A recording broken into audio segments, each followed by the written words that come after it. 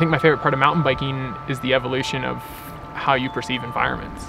I think it's that time spent where I want to slow down and I want to see what makes each trail and each environment special. And I come away with an appreciation bigger than myself.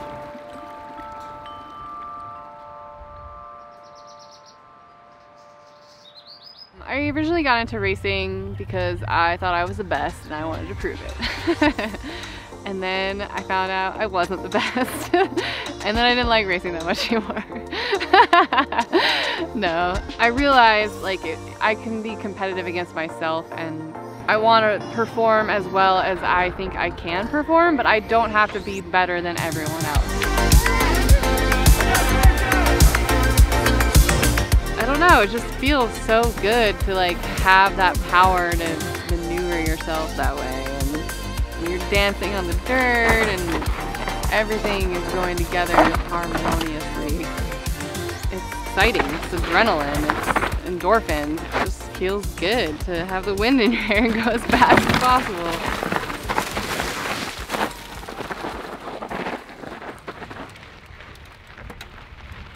At some point during a ride, I'm trying as hard as I absolutely can for an extended period. You know, usually that's the climbs. I like to go uphill fast.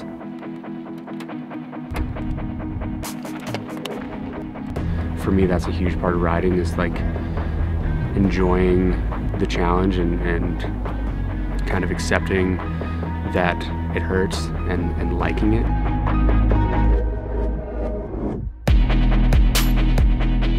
For my brother and I like riding bikes. It was just a fun way to be outside, keeps you in shape, and I think the big thing is just like going fast in the woods and in the mountains. Just one step led to the next where, you know, before we knew it, we were running Census Rad Trails under AMS Inc., and that's like the dream come true.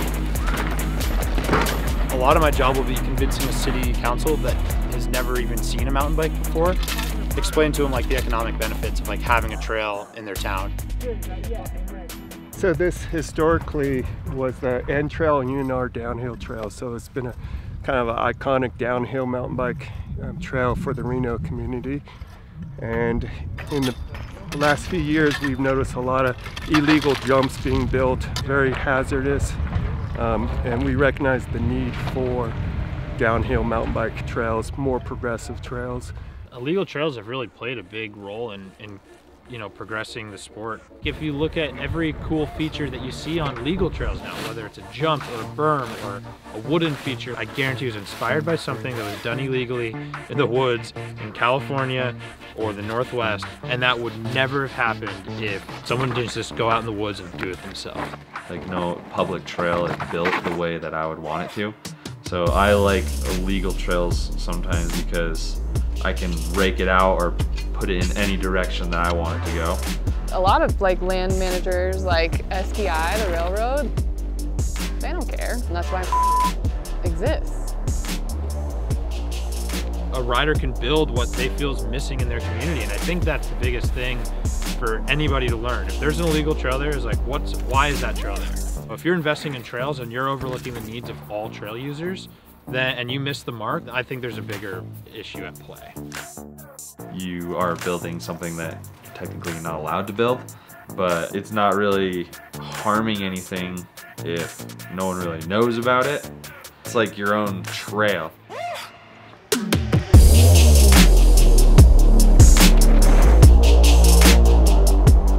I can't tell you how many new trails I rode this summer. That's my life. Honestly, there's no better feeling than riding a trail for the first time.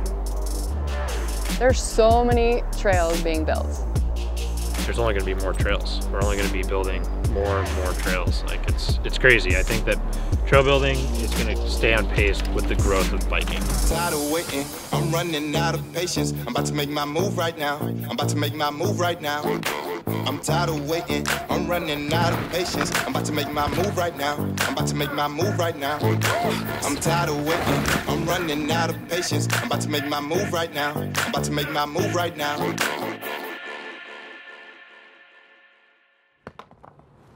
So this section is going to be kind of cool. Yeah, this is going to be nasty. Yeah. I'd rather have a solid bench cut in the middle, and it doesn't need to be easy. Any rock that you can essentially move with your foot like that. Like this rock's gonna have to go. We sent a rock down that was like this big, and we rolled it, and it hit that thing, and it rolled past those trees down there. It went straight that way, and then it shook that big tree.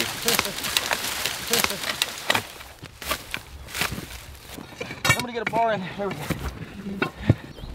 I think it'll be okay. Right. I think this will also settle. I think it's all gonna collapse. You know, there's an environmental impact that comes with building a trail. And if no one's there to kind of monitor it and sanction that process, then, you know, there are things that could be really detrimental to the ecosystem. At least there's some dirt in here. Dude, the dirt's not bad. Even if you do everything right and it's built super sustainably and it has all the, you know, environmental assessments done correctly, and there's still an environmental impact. And it depends on the trail. Like what Cody's doing, like all that time they're spending out there with all that big machinery, like there's a definite impact there. I try to be mindful of it. Sometimes you just can't avoid it. You know, sometimes I have to drive an excavator through a creek. We want steep trails, and those are the trails that carry water. The idea is that you don't want the trail to carry the water. You don't want anything to carry the water. You want it to disperse out into the ground. That's the way it's supposed to be. It's when it's channelized that there's problems. Or if it downpours, you know, it always brings more sediment onto the trail. And I think that's generally the concern with trail building is sediment transport into waterways. I know parks, we do not do berms. No berms allowed with parks because the idea is that it holds water and carries it onto the trail.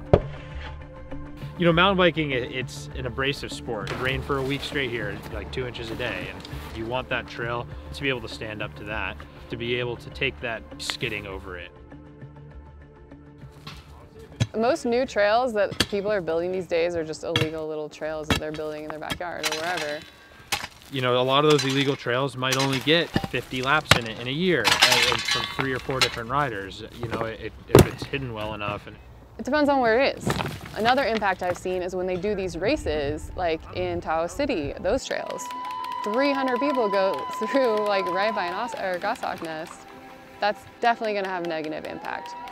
But in general, it's just a concentration of people. That is the problem. And the use of the trail. Like obviously the more use you have, the more wear and tear, the more dug up and loose the dirt gets. I didn't necessarily want to be a wildlife biologist. I always had interest in animals. I went with biology more so because it was a very broad subject. I feel like I have purpose. I'm glad that I have a career that like kind of makes me feel good about what I'm doing, and I'm working in the same areas all the time, and I have been for 10 years, so I can notice change when it's occurring. The most alarming change, I would say, is an absence of species.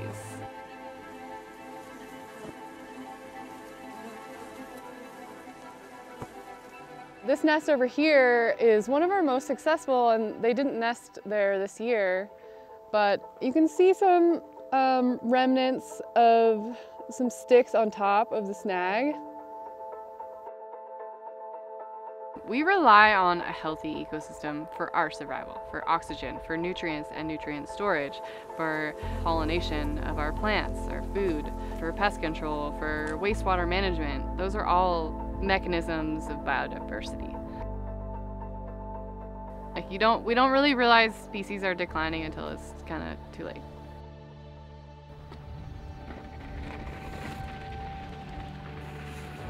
Yeah, I ride a lot by myself, like a lot.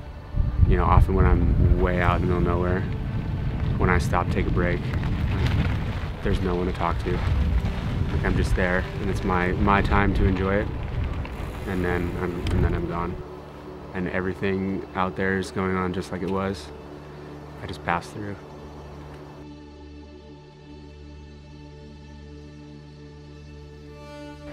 I am a total flower nerd. There were some really cool flowers up here earlier this summer. I actually have pictures of them on my phone. Last flower standing of the year though.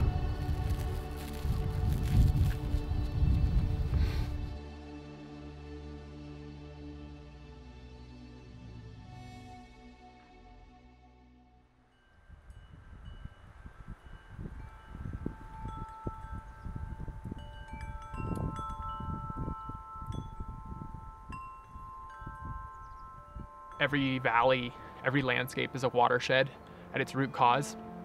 And I think the cool thing is when you look at historic trails, like you look at trails from the 1900s, these mining trails, they really did have an eye for like how to get across a landscape efficiently.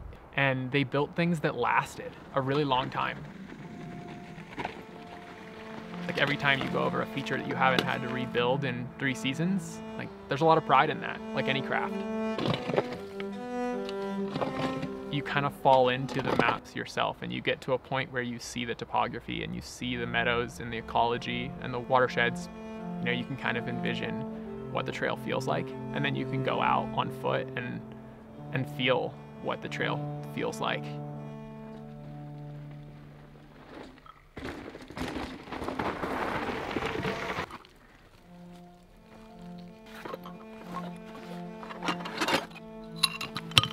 The gradual change is always the hardest thing to see.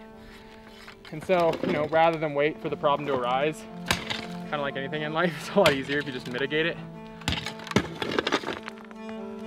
Trails should be outsloped at all possible, and I'm not talking like off camber, like keeping that slope of the trail tread, you know, a couple degrees towards the outside, so that when rain comes onto it, it washes off, is key.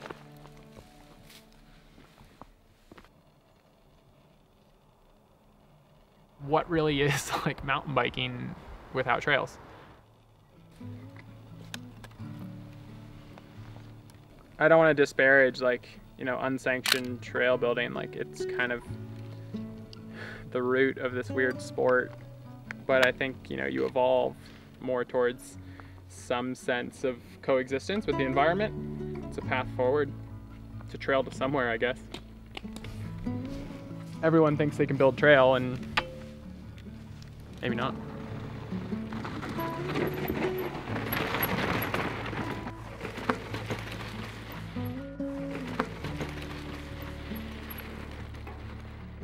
Trail builders know how to armor sections so the whole trail doesn't run into the forest, into a local watershed. There's so much oversight in them. They're usually built super sustainably. There's environmental impact studies that are done. That's why it takes 2 years for them to get built. You realize this complex quilt that is trail building, this aspect of trail designing, creatively telling the story of a landscape. The nice thing about biking is that you don't need 5,000 vertical feet. You don't need chairlifts and all this stuff. You just need a good community. And the best communities I've found are those, you know, in the kind of strangest places where you don't think you're gonna find mountain biking. And it sounds cheesy, but it's true. It's like so satisfying when you see how many people are riding bikes.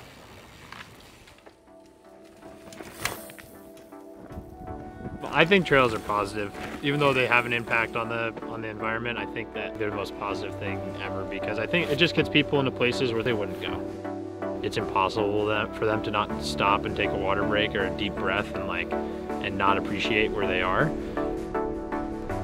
I think you inherently see the change in ecology, and you visit again and again and again, and you start to see the nuances and the patterns that exist in nature. And I think that's really what starts to delve into people.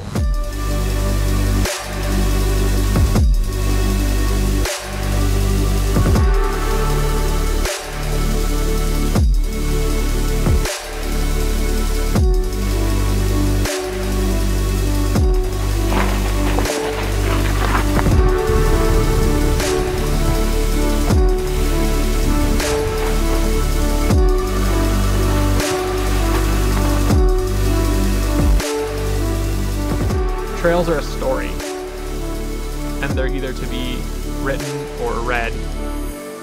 Trails are a chance to go out and experience everything that makes an environment special, and to tie their own emotions and memories to a place in the footnotes of it. That kind of final chapter that everyone sees is how it all kind of comes together to make a place special. And that's really usually just a feeling. You come out and you feel better.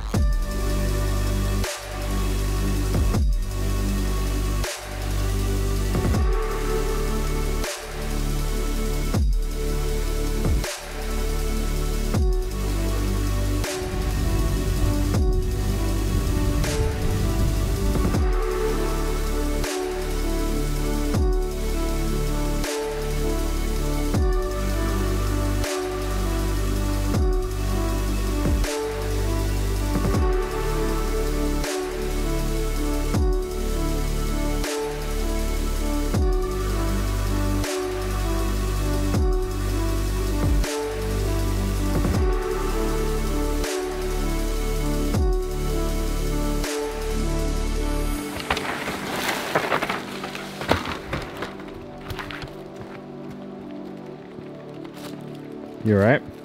Yeah, I'm good. Nice. Ready for a water break? Yeah.